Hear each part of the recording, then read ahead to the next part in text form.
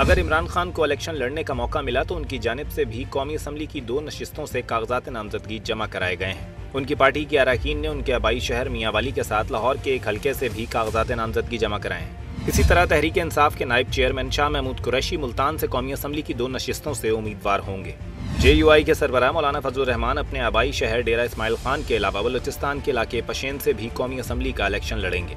MQM के सरबराह खालिद मकबूल सिद्दीकी कराची से कौमी असम्बली के 3 हलकों से आम इंतखाबात के लिए मैदान में उतरेंगे।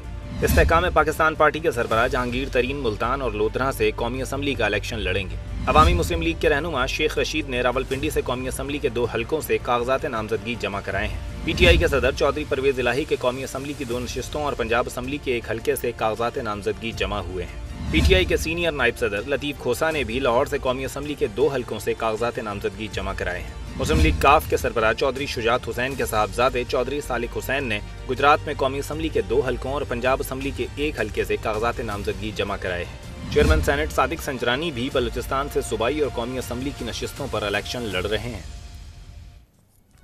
अगर कोई उम्मीदवार बैक वक्त कई नशिस्तों से इलेक्शन जीत जाता है तो एक नशिस्त के अलावा बाकी सब से उसे इस्तीफा देना होता है। लेकिन इलेक्शन कमीशन के मुताबिक एक से ज्यादा नशिस्तों पर इलेक्शन जीतने वाले उम्मीदवार की खाली करदा एक नशिस्त पर ज़िमनी इलेक्शन में कम अज कम सरकारी खर्चा 2 करोड़ 60 लाख रुपए तक आता है। नवंबर 2022 में जमात इस्लामी के रुकन मौलाना अब्दुल अकबर चित्राली ने कौमी असम्बली में एक प्राइवेट मेंबर बिल पेश किया था जिसमें आइन के आर्टिकल 223 में तरमीम का मुतालबा किया गया था। बैक वक्त 2 से ज़ायद नशिस्तों पर इलेक्शन लड़ने पर पाबंदी आयद की जाए। यह बिल पार्लिमानी कमेटी से मंजूर भी हो गया था, लेकिन 16 माह के इख्तिदार में जादुई अंदाज से मनमानी कानून साजी करने वाली शहबाज हुकूमत ने इस बिल को खातिर में न लाने का फैसला किया था और इससे कबल 2020 में PTI के रुकन असम्बली जुनेद अकबर भी ऐसा ही बिल पेश कर चुके थे। लेकिन इस वक्त हुक्मरान इत्तेहाद PTI भी इस तजवीज़ को शर्फ कबूलियत बख्शने के मूड में नहीं थी। यकीनन एक उम्मीदवार की सिर्फ एक हल्के तक इंतखाबी रसाई के इक़दाम न सिर्फ माली एहतियात को यकीनी बनाते हैं बल्कि इंतखाबी अमल की शफाफियत को भी बरकरार रखने में मुआविन साबित हो सकते हैं। हमें याद है कि इलेक्शन 2018 के बाद कौमी असम्बली की 11 और सूबाई असम्बली की 24 नशिस्तों पर ज़िमनी इंतखाबात हुए थे। इन मजमूई 35 नशिस्तों में से 28 नशिस्तें ऐसी थीं जिन्हें एक से ज़ायद सीटें जीतने वाले उम्मीदवारों ने खाली किया था। इस पर हम बात करेंगे। हमारे साथ मौजूद हैं अहमद बिलाल महबूब साहब, एग्जीक्यूटिव डायरेक्टर पिलडाट। सर, बहुत बहुत शुक्रिया आपका वक्त देने के लिए। अहमद बिलाल महबूब साहब, सबसे पहले ये मामला उस वक्त सामने आया जब अक्टूबर 2022 में इमरान खान साहब ने बैक वक्त 8 नशिस्तों से इलेक्शन लड़ा। वो खुद उस वक्त MNA भी मौजूद थे और फिर वो सबसे जीत भी गए। फिर उन नशिस्तों पर उन्होंने हलफ भी नहीं उठाया।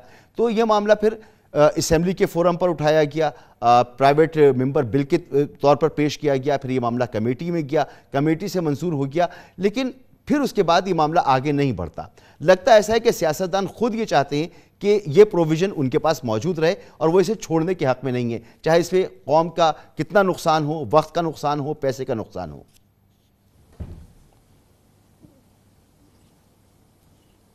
जी मसूद, तो आपकी जो तहकीक थी और आपकी इससे पहले जो तमहीद थी वो इतनी कम्प्रिहेंसिव थी कि उसके बाद किसी और चीज़ के इजाफे की ज़रूरत नहीं रहती। ये इतना नाकस निज़ाम है, दुनिया का शायद ही कोई मुल्क होगा जिसमें लामहदूद नशिस्तों के ऊपर इलेक्शन लड़ने की इजाज़त होगी। यानी मैं आपको इतनी एब्सर्ड बात बताऊं कि अगर कोई आदमी चाहे कि वो पंजाब से ताल्लुक़ रखता है और वो कौमी असम्बली की 266 डायरेक्ट सीटों पे बैक वक्त इलेक्शन लड़े और उसके साथ साथ पंजाब असम्बली की भी 297 डायरेक्ट सीटों पे इलेक्शन लड़े, तो वो 563 नशिस्तों के ऊपर बैक वक्त इलेक्शन लड़ सकता है। इस पर कोई पाबंदी नहीं है। आपने ख़ुद अभी बताया था कि हिंदुस्तान में 2 हलकों के ऊपर मैक्सिमम लड़ सकते हैं, बांग्लादेश में ये 3 हलकों के ऊपर लड़ सकते हैं, और बरतानिया जहाँ से हमने ये निज़ाम मुस्तार लिया हुआ है वहाँ पे तो 1 से ज़ायद हलके पे लड़ने की इजाज़त ही नहीं है। तो ये मेरे ख़्याल में निज़ाम को बदलना चाहिए।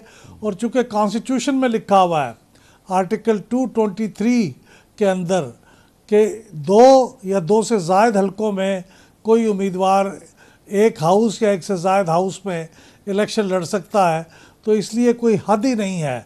इसको तब्दील होना चाहिए और इसकी तरफ मेरे ख्याल सिविल सोसाइटी और मीडिया को अपने सियासतदानों को मजबूर करना चाहिए कि वो कानून साजी करें, और जैसे ही कौमी असम्बली मुंतखब हो, मेरे ख्याल में पहले साल के अंदर इसके ऊपर कानून साजी हो जानी चाहिए।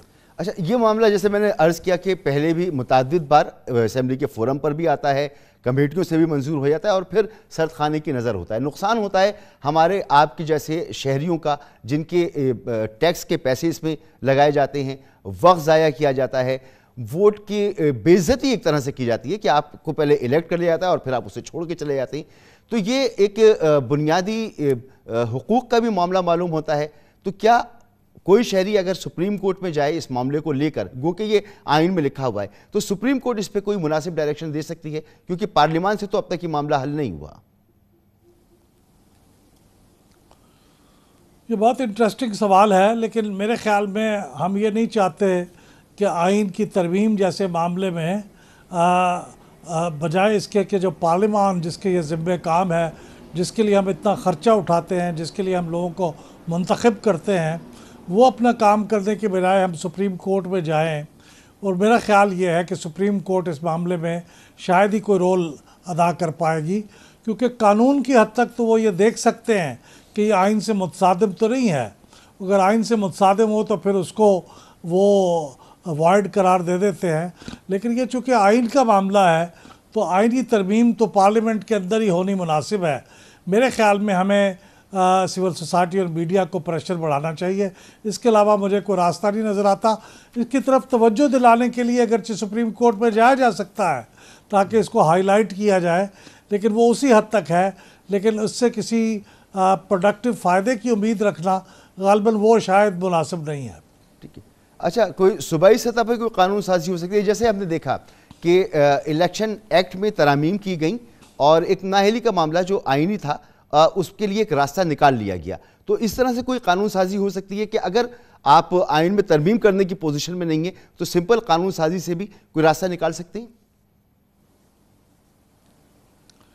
नहीं निकल सकता। आइन पे तरमीम इतनी, आइन के अंदर जो शक है 223 वो इतनी वाज़ेह है कि उसके अंदर किसी कानून की किसी यानी उसके अंदर कोई खामी ढूंढ के उसके लिए कानून साजी के ज़रिए से रास्ता निकाला जाए तो ये बहुत मुश्किल होगा। ये जो आप जिस तरमीम की बात कर रहे हैं कि आइन के अंदर अगर ये लिखा हुआ है कि आप डिफेक्शन क्लॉज के अंदर वोट कर सकते हैं, लेकिन डिफेक्शन के बाद फिर आपके ख़िलाफ़ तादीबी कार्रवाई हो सकती है। उसमें सुप्रीम कोर्ट के अंदर एक इंटरप्रिटेशन करके ये कह दिया कि आप डिफेक्शन के लिए अगर वोट देंगे तो आपका वोट काउंट ही नहीं होगा। तो मेरे ख़्याल में वो इतना ही मुतनाज़ा फ़ैसला था, और जो ही सुप्रीम कोर्ट को ये मौका मिलेगा इसको रिव्यू करके इसको रिवर्स करना पड़ेगा, क्योंकि ये आइन को रीराइट करने के मतरादिफ है। तो इसलिए इसका रास्ता तो यही है कि आइन में तरमीम की जाए। मेरा नहीं ख्याल कि कानून में तरमीम के ज़रिए इसको रिवर्स किया जा सकता है।